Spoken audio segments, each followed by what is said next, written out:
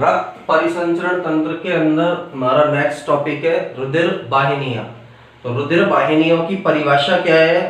ऐसी नलिकाकार संरचनाएं जिनमें रुधिर बहता है उन्हें रुधिर वाहिनियां कहते हैं। सेकंड, इनके कुछ टाइप्स होते हैं। 3 प्रमुख प्रकार की रुधिर वाहिनियां पाई जाती है। पहली रुधिर वाहिनी को धमनी कहते हैं, दूसरी रुधिर वाहिनी को शिरा कहते हैं, तीसरी रुधिर वाहिनी को केशिकाएं कहते हैं। धमनियां ऐसी संरचनाएं हैं जिनके अंदर शुद्ध रुधिर बहता है, शिराएं ऐसी संरचनाएं हैं जिनके अंदर अशुद्ध रुधिर बहता है, और केशिकाएं धमनियां धमनिकाओं में विभाजित होती है, धमनिका केशिका से जुड़ी होती है। उसी प्रकार शिराएं शिरिकाओं में विभाजित होती है और शिरिकाएं केशिकाओं से जुड़ी होती है।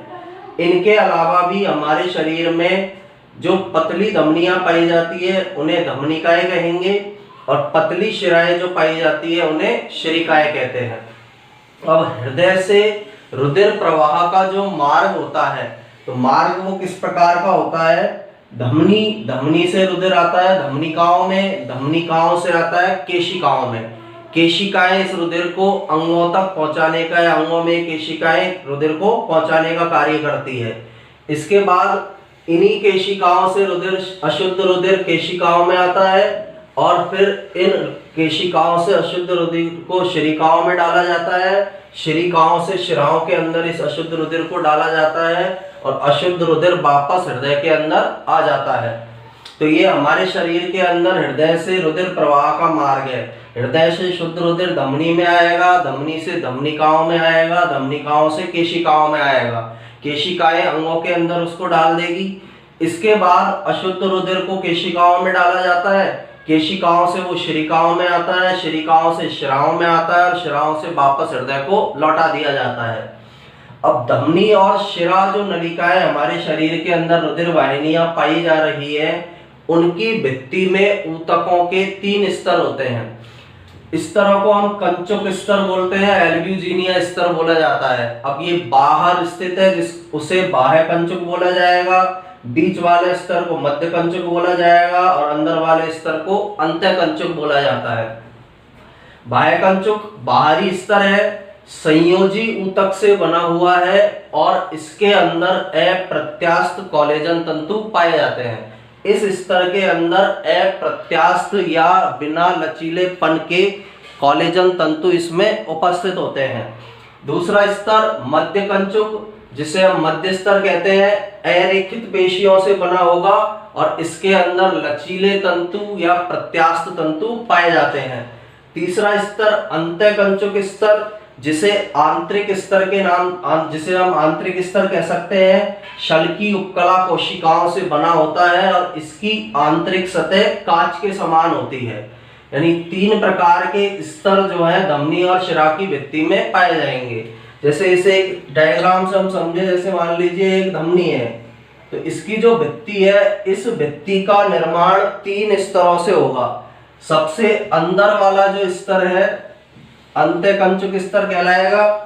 इसके बाहर की तरफ जो स्तर मिलेगा उसे हम मध्य कंचुक कहेंगे, और मध्य कंचुक से बाहर जो मिलेगा उसे बाह्य कंचुक कहा जाता है। ये वाला स्तर हो गया बाह्य कंचुक स्तर, ये वाला स्तर मध्य कंचुक स्तर, ये वाला स्तर होता है अंत्य कंचुक स्तर, और ये तीनों स्तर मिलकर इस भित्ति का निर्माण करते हैं। धमनी और शिरा की जो भित्ति है उसका निर्माण इन स्तरों के द्वारा किया जाता है। इसके बाद धमनी, अब धमनी के बारे में पढ़ना है हमको, फिर शिरा के बारे में पढ़ना है, फिर केशिकाओं के बारे में पढ़ना है। तो धमनी, सबसे पहले तो ये याद रखना है, रुधिर को हृदय से दूर ले जाने वाली वाहिकाएं धमनी होती है। यानी शुद्ध रुधिर को ये अंगों तक, कोशिकाओं तक, ऊतकों तक ले जाने का कार्य करती है। सेकंड, इनका मध्य कंचुक स्तर अधिक मोटा होता है। ये धमनी का स्तर है, तो इसका जो मध्य कंचुक स्तर है, दोनों स्तरों के कंपैरिजन में ये स्तर अधिक मोटा पाया जाएगा। थर्ड, इनका आंतरिक व्यास शिराओं से कम होता है। अब मध्य कंचुक स्तर मोटा है, इसलिए इनका व्यास शिराओं के कंपैरिजन में कम होता है। या हम ये भी बोल सकते हैं कि धमनियां शिराओं से सक्रिय होती है, क्योंकि इनका जो व्यास है वो कम पाया जा रहा है। व्यास के कम पाए जाने का कारण क्या है? मध्य कंचुक स्तर का अधिक मोटा पाया जाना। इनमें रुधिर प्रवाह तेजी से और अधिक दाब पर होता है। जब धमनियों के अंदर रुधिर बहता है वो स्पीडली बहेगा, तेजी से बहेगा, क्योंकि उनका व्यास कम है, और व्यास कम है, चौड़ाई कम है इन नलिकाओं की, धमनियों की, इसलिए रुधिर इसमें अधिक दाब पर बहता है। शिराओं के कंपैरिजन में यहाँ पर रुधिर अधिक दाब पर बहता है। शिराओं में रुधिर प्रवाह थोड़ा धीमा होता है और कम दाब पर शिराओं में रुधिर का प्रवाह होता है। धमनियों में सामान्य रूप से कपाट अनुपस्थित होते हैं। किसी भी प्रकार के कपाट धमनियों के अंदर नहीं पाए जाते हैं, लेकिन महाधमनी और फुफ्फुस कांड या फुफ्फुस धमनी में ऊपरी सिरों पर या अंतिम सिरों पर अर्धचंद्राकार कपाट होते हैं। सामान्य रूप से धमनी में कपाट अनुपस्थित है, लेकिन महाधमनी में और फुफ्फुस कांड या फुफ्फुस धमनी में अर्धचंद्राकार, इस प्रकार की आकृति के अर्धचंद्राकार कपाट इसमें पाए जाते हैं, जिससे ये ब्लड के फ्लो को कंट्रोल करते हैं। महाधमनी हमारे शरीर की सबसे बड़ी धमनी होती है और इसका कार्य शरीर के सभी भागों में शुद्ध रुधिर को ले जाना होता है। यानी शरीर के सभी भागों के अंदर शुद्ध रुधिर को ले जाने का कार्य महाधमनी के द्वारा किया जाता है। फुफ्फुस धमनी फेफड़ों में अशुद्ध रुधिर को लेकर आती है। अब ये एक तरह का अपवाद है। फुफ्फुस धमनी एक प्रकार का अपवाद है, क्योंकि धमनियों में सामान्यतः शुद्ध रुधिर होता है, लेकिन फुफ्फुस धमनी में अशुद्ध रुधिर पाया जाता है। ये फुफ्फुस धमनियां फेफड़ों में हृदय से अशुद्ध रुधिर को ले जाने का कार्य करती है। इन्हीं धमनियों की जो पतली शाखाएं होती है, धमनियां आगे जाके धमनिकाओं में विभाजित होगी, तो इन धमनियों में जो पतली शाखाएं या ब्रांच पाई जाती है, इन ब्रांच या शाखाओं को धमनिकाएं कहा जाता है।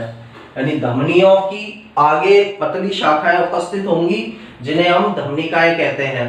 धमनिकाओं में केवल अंतःकंचुक स्तर पाया जाएगा। ये दो स्तर धमनिकाओं के अंदर अनुपस्थित होते हैं, और अंतःकंचुक स्तर के साथ साथ इसमें चारों तरफ कुछ पेशियां पाई जाती है।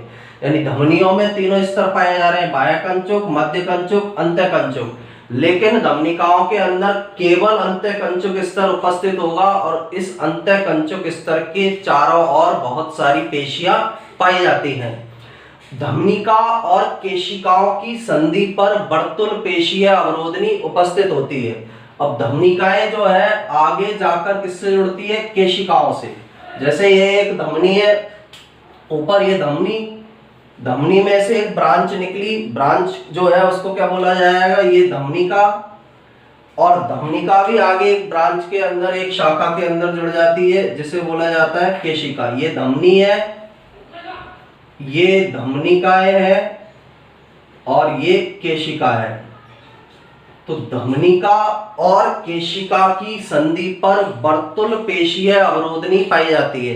यानी यहाँ पर एक पेशीय अवरोधनी उपस्थित होगी। जहां धमनिका और केशिका आपस में जुड़ रहे हैं, वहां पर एक पेशीय अवरोधनी या वर्तुल पेशीय अवरोधनी पाई जाती है। इस तरह से अवरोधनी उपस्थित होगी, और ये अवरोधनियां केशिकाओं के जाल में रुधिर के प्रवाह को कंट्रोल करती है।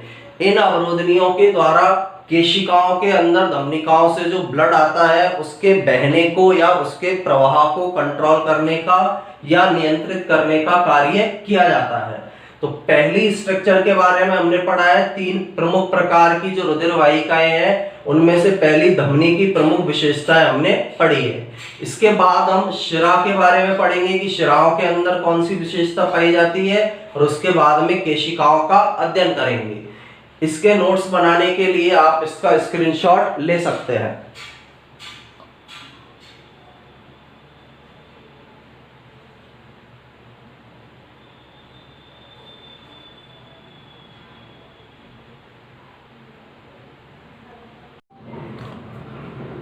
तो सेकंड प्रकार की प्रमुख रुधिर वाहिका शिरा या वेन्स होती है।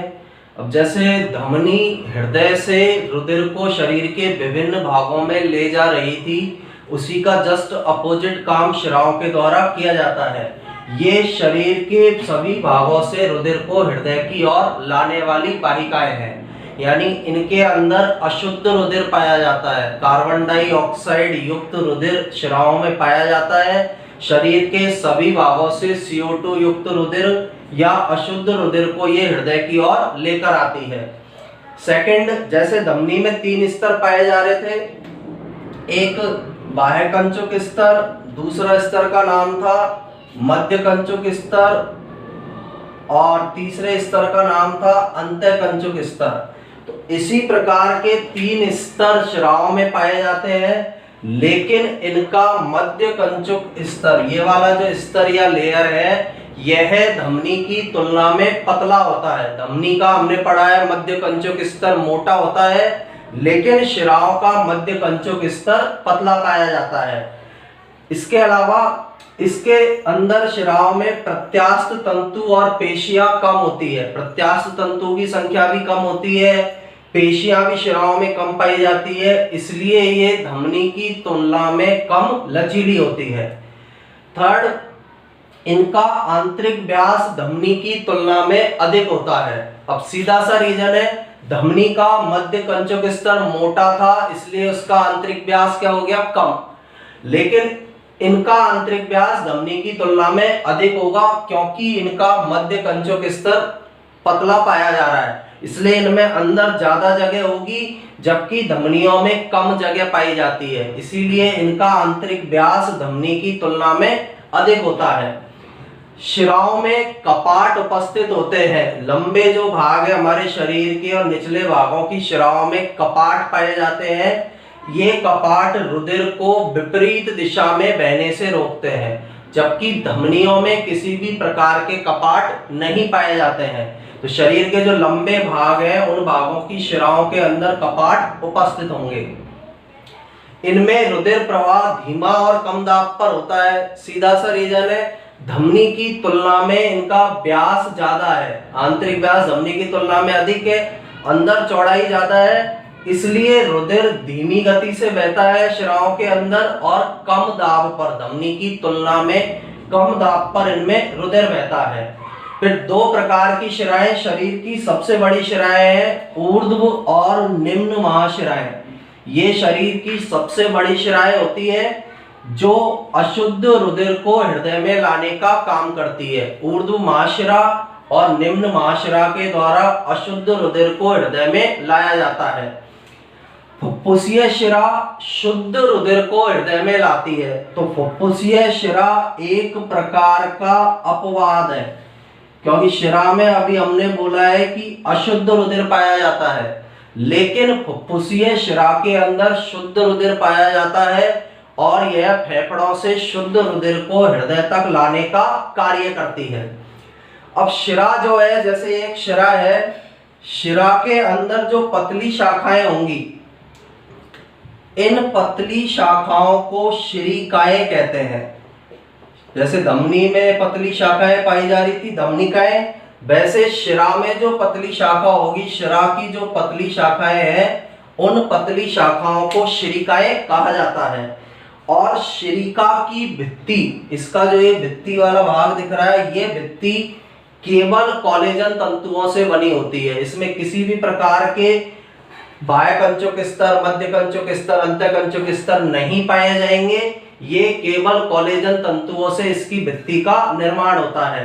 और ये शिरीका जो है दृढ़ और अप्रत्यास्थ होती है, इनमें किसी भी प्रकार का लचीलापन नहीं पाया जाता है। ये कठोर प्रकार की रुधिर नलिकाएं होती है। अब इनमें रुधिर का प्रवाह किस तरह से होगा?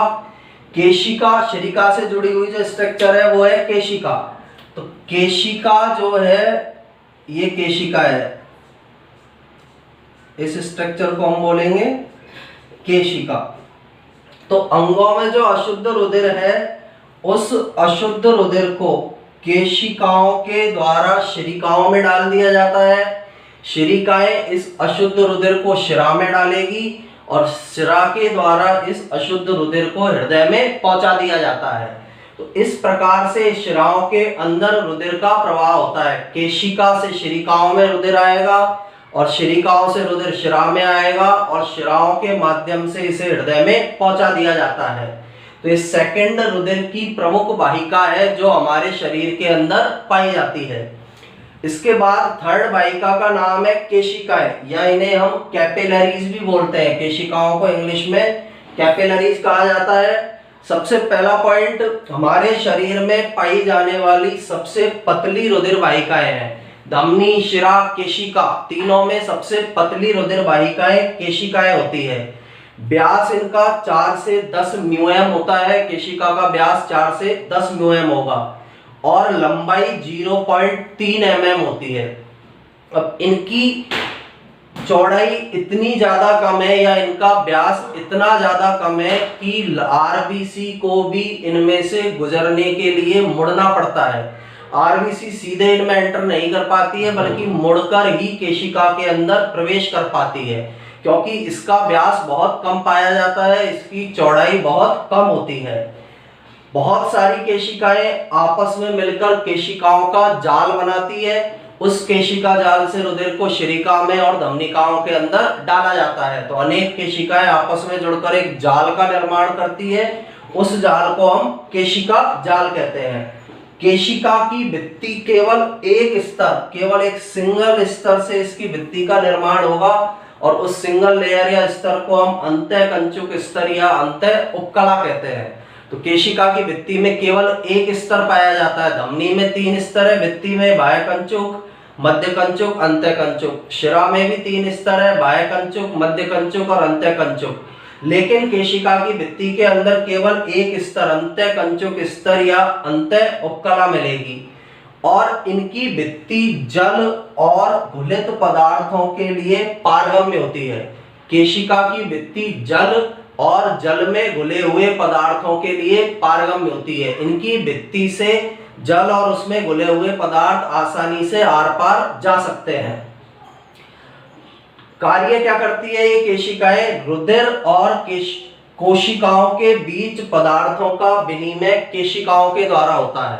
अब रुधिर के अंदर जो भी पदार्थ पाए जा रहे हैं उन पदार्थों को कोशिका के अंदर स्थानांतरित करने में केशिका सहायक है और कोशिकाओं में जो पदार्थ है उन पदार्थों को रुधिर में स्थानांतरित करने में केशिकाएं या कैपिलरीज सहायक होती है।